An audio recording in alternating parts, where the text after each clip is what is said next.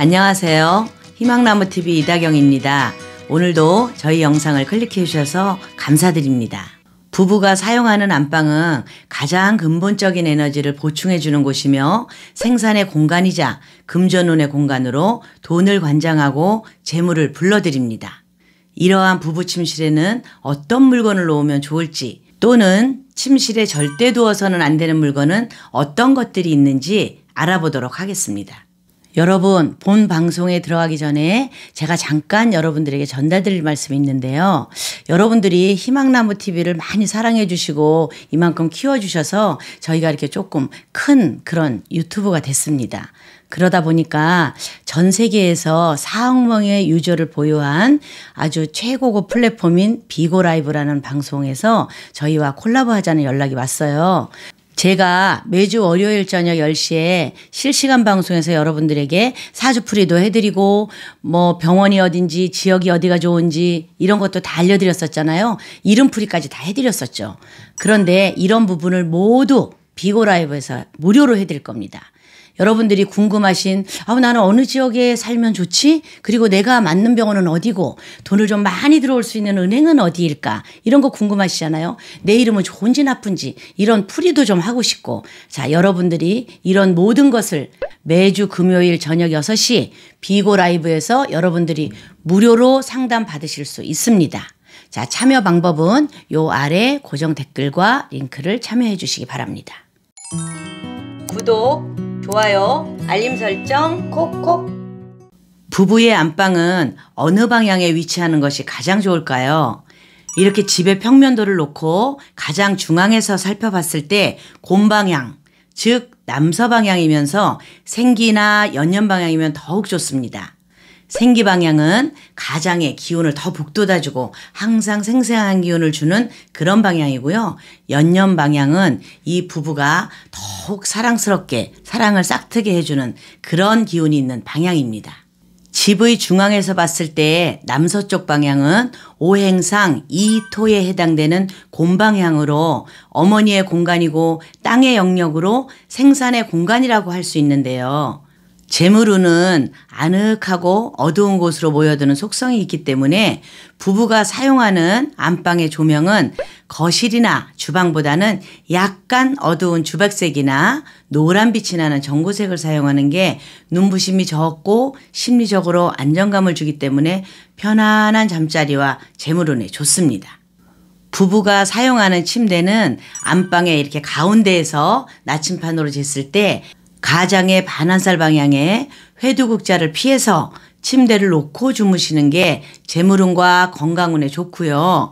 침구나 커튼의 경우에는 단순한 무지와 무늬가 있는 것을 적절히 맞추면 좋은데요.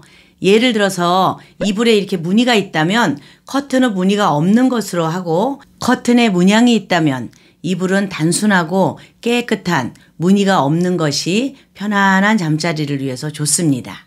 혹시 집안에 금고가 있다면 반환살 방향에 두시고 지갑에 본명궁에 맞는 돈을 넣으셔서 금고 안에 귀중한 서류와 함께 두시는 것도 재물의 기운을 불러오는 방법입니다. 여러분의 가장에 맞는 반환살 방향은 이 표를 참고해 주세요. 안방의 벽면에는 추상화나 유명인의 액자 또는 가족의 사진을 걸기보다는 이렇게 부부의 사진이나 본명궁에 맞는 작은 액자 한두 개 정도만 거는 것이 부부의 애정운이나 재물운에 더욱 좋습니다. 반면 안방에 두면 좋지 않은 물건들도 있는데요. 차갑거나 날카로운 쇠로 된 물건이나 선인장처럼 이렇게 가시가 있는 화분 등은 놓지 않는 것이 좋습니다. 혹시 과일을 깎아 드시고 이렇게 치우지 않고 그대로 주무시면 이렇게 날카롭고 찔리는 기운이 잠자는 내내 편치 않고 불안감을 증가시키는 원인이 될 것입니다. 안방에 두면 좋지 않은 물건 두 번째는요. 조화나 드라이 플라워, 화분 등도 안 좋은데요. 잠자는 동안 음의 기운을 강하게 내뿜어 주기 때문에 침실의 기운을 차갑고 냉하게 만들어줍니다.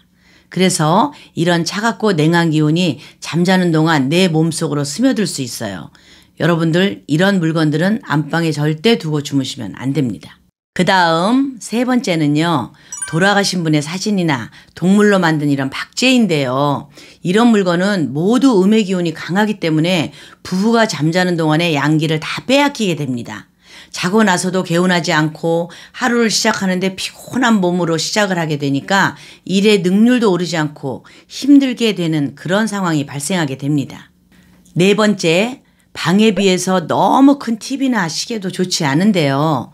물건이 방에 비해서 너무 크면 그 물건의 기운이 강해서 방 주인의 기운이 약해지고 큰 물건이 방의 주인이 되기 때문입니다.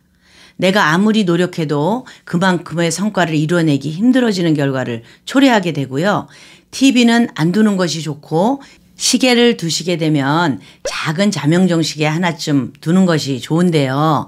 이런 맑은 소리가 나의 아침을 깨워서 풍수적으로 내 기운을 좋게 만들어주는 그런 효과를 볼 수 있습니다.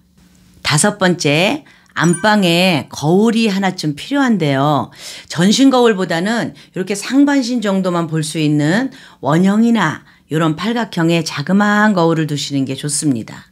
혹시 전신 거울이 내가 누워서 이렇게 잠잘 때 모습이 비춰진다면 그건 파티션이나 시트지로 거울을 가려주셔야 됩니다. 마지막으로 이렇게 장롱 위에 보면 박스에 옷이나 용품을 넣고 막 이렇게 올려두시는 분들이 있는데요. 안방에는 좋은 기의 흐름이 원활히 흐를 수 있도록 위쪽의 공간을 좀 이렇게 비워두셔야 됩니다. 방 안에서 운이 이렇게 돌다가 막히게 되면 그곳에 좋은 양의 기운이 돌지 않고 한 곳에 계속 이렇게 쌓이게 되는데요. 이렇게 쌓인 기운이 오래되게 되면 이게 음의 기운으로 바뀌게 되는데요. 이렇게 되면 부부가 쓰는 안방이 생기가 없어지게 됩니다. 부부가 사용하는 안방을 어떻게 꾸미고 샀냐에 따라서 재물운과 건강운을 올릴 수도 있고 바닥으로 가라앉을 수도 있습니다. 오늘 들으신 영상을 참고하셔서 우리 집의 안방을 살펴보시고 양의 기운, 생기의 기운이 넘치는 그런 안방을 만드셔서 재물운과 건강운이 가득한 그런 가정이 되시기 바라겠습니다.